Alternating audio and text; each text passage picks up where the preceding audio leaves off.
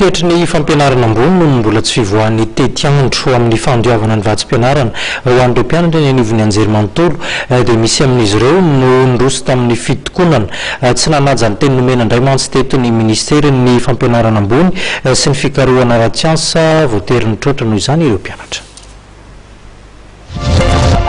Anisan'ny mampitarena ny mpianatra matetika eny anivon'ny anjerimanontolo ny fahatarany fandoavana ny vatsim-pianarana. Ny volana Desambra 2024 dia nampanampena ny tompon'andraikitra anivon'ny ministeran'ny fampianarana ambony sy ny fikarohana ara-tsiansa fa hivoaka ny fahavalo janoary ny tetiandro fandoavana ny vatsim-pianarana. Tsy mbola misy izany ankehitriny antony mahatonga ny fitokonana ataon'ny mpianatra anivon'ny sampam-pampianarana fitsabony na ny medisina ankehitriny. Nisy ny fampanantenana nataon'ny ministera talohan'ny farany taona taolin'ilay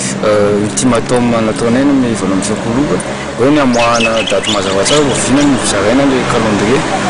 dia ovina ny zaraina le vatsim-pianarana zany dia nifanaraka tamin'izay fotoana izay fa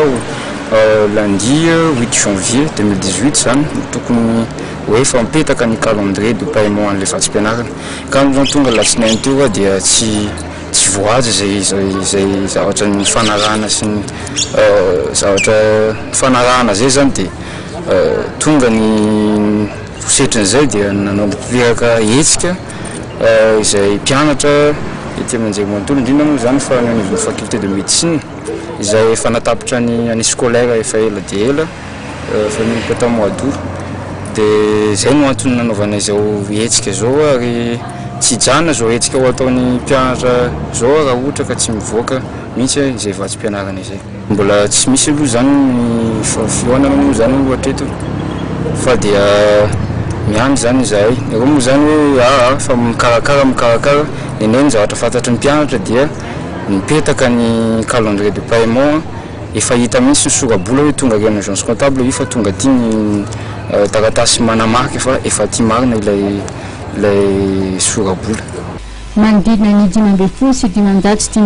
eny isan'ny mpianatra eo anivon'ny sampam-pampianarana fitsabony ho azy ireo dia efa vita ny taom-pianarana. Ny anivon'ny sampana hafa kosa amin'izao dia mbola ao anatin'ny fanadinana tanteraka ka mbola tsy nanamafy ny laharan'ireo mpianatra miroso amin'ny fitokonana izay. Zay ny vaovaontsika tamin'ity takariva ity ho amin'ny rapitso ny fivoahan'ny laharana vaovao ny gazety soa anatin'ny gazety Midi Madagasikara zadiny makany anjara gazetinao ho amin'izay andro ny rampitso izay apetraka ny velomandra-pitafo ho amin'ny rapitso indray topoko lasy topoko vavy mankasitraka tompoko.